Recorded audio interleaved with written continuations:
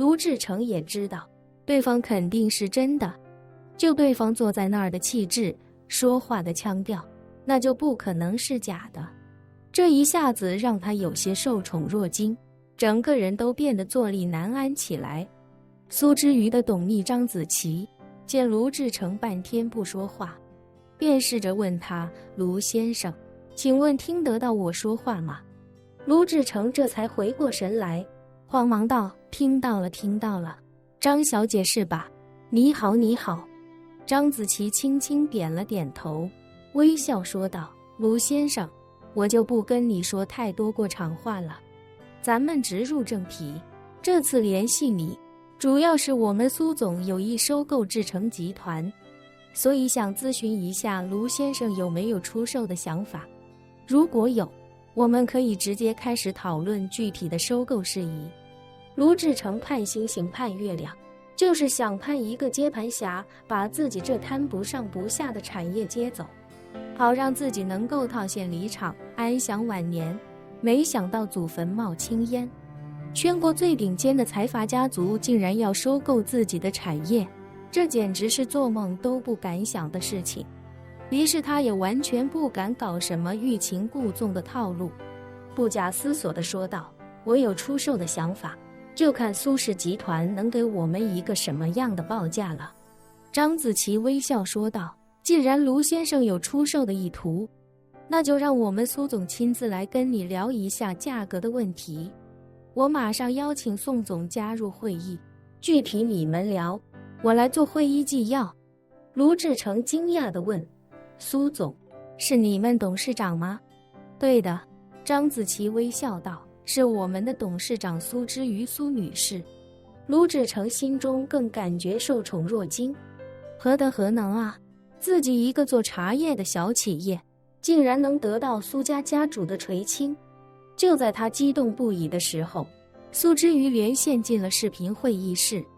他一进来便礼貌地说道：“卢先生你好，我是苏氏集团董事长苏之瑜。”卢志成激动的声音都有些颤抖：“苏小姐您好，久仰你的大名了。”苏之瑜笑道：“卢先生不必这么客气，大概的情况子琪应该已经跟你说过了，我也不多耽误时间，咱们直入正题。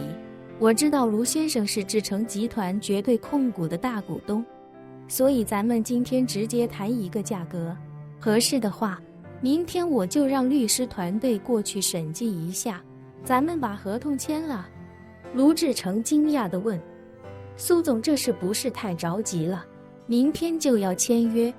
苏之瑜微笑道：“不瞒卢先生，几个亿的买卖要是再不快一点，那我每天怕是都要忙死了。咱们趁着下班前这点时间，赶紧把意向聊一下，能做就抓紧时间推动，不能也不浪费大家时间。”苏之瑜轻描淡写一句话，便给卢志成释放了几个关键信息。第一个，这买卖是几个亿，也就是说，他给志诚集团的出价绝不可能超过10亿，直接断掉卢志成狮子大开口的念想。第二个，志诚集团这种小企业，对他来说，就像是古代皇帝批阅无关痛痒的奏折，是不算大，所以抓紧时间弄完了事，要是太麻烦就算了。卢志成知道，人家的身价、气势、背景、底气都比自己强太多，所以心里虽然有点唏嘘，但倒也谈不上什么负面情绪。不过他还是有些好奇地问道：“苏总，苏氏集团这么大的企业，怎么会看上我们这种小公司？”苏之瑜笑道：“卢先生不必妄自菲薄，企业规模的大小并不是衡量企业价值的唯一标准。至于苏氏集团为什么想收购你们志诚集团，说实话，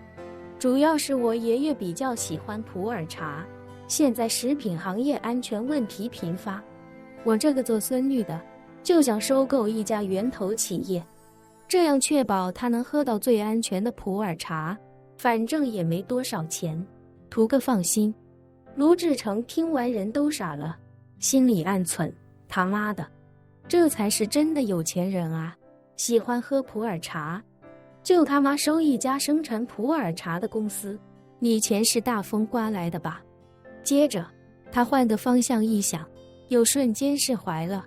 人家苏家资产过万亿，拿几个亿买个普洱茶企业，就等于一个人有上万块钱，花7、8块钱买瓶饮料啊，这还不是轻而易举的事吗？真想喝茶，就算是只有100块，也舍得拿出7、8块钱来啊。想到这，他立刻恭维道：苏小姐真是有孝心，我们志诚集团在普洱茶这个领域还是很有优势的。在普洱，我们有一个非常大的茶叶生产基地，可以确保都是绿色无污染的种植方式。苏之瑜微笑道：确实，我这几天派了几名普洱茶的专家，正在滇南各地考察，正好这几天也接洽了几家同类型的公司。目前的想法就是从这几家备选企业中抓紧时间敲定一个。说着，苏之瑜便收起笑容，认真道：卢先生，咱们干脆些，直接谈价格吧，你的心理价位是多少？卢志成想了想，开口道：苏小姐，我的心理价位是10个亿。卢志成话说的没什么底气，但表面上还是表现得相对淡定。苏之瑜根本没看视频中的卢志成，听到10亿报价，他只是微微一笑，开口道：卢先生，你们前些年的财报以及这几年的大概营收情况，我都做过一定的了解。10亿的价格说实话不算太高，但这个价格只能用作融资，不能用作出售。如果我只是想要你10%的股份，估值10亿，出资1亿，我觉得不算多。毕竟你还要继续经营企业，还要保证企业未来的发展不低于预期，并且跟我签订对赌协议。说到这里，苏之瑜话锋一转，又道：不过咱们现在谈的是一锤子买卖，我打包把你所有的资产全部买下来，你不用跟我做任何业绩对赌，也不用为这家企业再操半点心。这种情况下你还报10个亿，确实有点想当然了。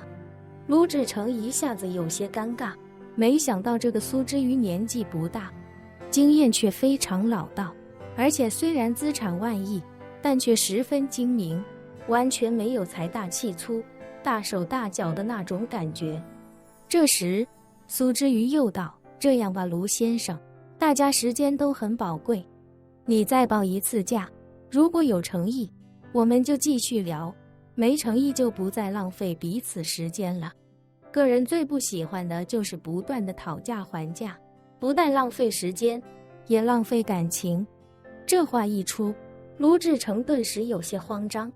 他觉得自己要10亿虽然有些不太厚道，但毕竟买卖就是这么个逻辑，卖方开价，买方还价，卖方一上来报的价格肯定不合理，买方一上来报的价格肯定也不合理，大家就是要相互磨合，不断让步，最后找到一个大家都能够接受的折中点。可是他没想到，这个年轻的苏之瑜却不喜欢玩这种传统套路。卢志成犹豫片刻，咬牙说道：苏小姐，既然您这么说了，我也不跟您玩虚的。这样吧，我给您打个8折，8个亿，志诚集团归您。我这个价格真的非常有诚意了。诚意还不够，苏之瑜淡淡说了一声，旋即毫不犹豫地说道：这样吧，卢先生，我只报一次价格，7个亿，前提是你们志诚集团从这1秒钟开始封账，账面不得再有1毛钱的支出，你们的法务团队也必须将所有公章封存，不得再与除了苏氏集团之外的任何3方企业签署任何法律文件。原地等我的审计团队接手，开始审计。如果你觉得可以，我现在就安排财务打1个亿意向金到你个人账上，我们线上完成1个意向金协议，谁反悔，谁就赔偿对方1亿现金。但如果你觉得这个价格不合适，那你也不用跟我讨价还价了，我们直接停止谈判，你另寻买家，我另寻标的。本期视频结束，欢迎订阅我的频道，这样就不会错过精彩内容。